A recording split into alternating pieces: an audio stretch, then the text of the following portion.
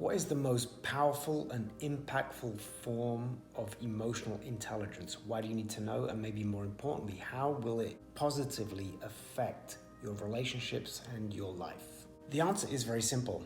It's empathy. People often misunderstand empathy. They view it as a weakness. Big mistake.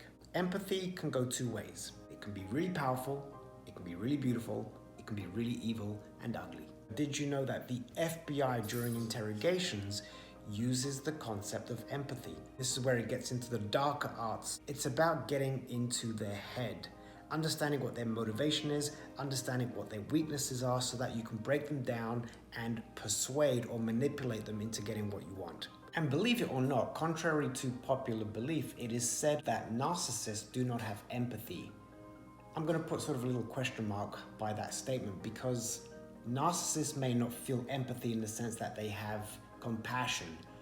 However, they know what empathy looks like, they know what empathy sounds like, and they know what empathy feels like. So they fake it, but they have the emotional intelligence to know that if I behave in a certain way, if I say these certain things, if I push these certain buttons, I'm going to get in that person's head. So don't underestimate how narcissists leverage empathy, even though they actually don't have empathy, as in compassion, understanding, sympathy. That's not the type of empathy that I want to promote here. I'm talking about the type of empathy that is motivated, driven by love, caring, nurture, respect, dignity, honor.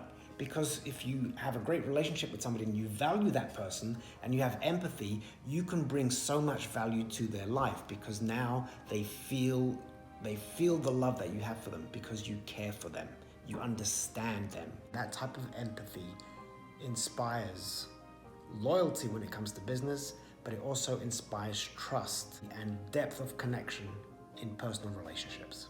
So to close out the emotional intelligence factor, it's in two parts. In order to have empathy, you've got to be aware of what's happening to people that you are interacting with. That can be friends, loved ones. If you're a business person, an entrepreneur, then that really comes down to your customers and your clients. Be acutely aware of what they're dealing with, what their pain points are, how they are responding, how they are reacting, and then you can tweak your approach, your messaging, to better fit their needs. Now, the other part of the equation is you've got to be acutely aware of yourself, aware of your own personal emotions, aware of your needs.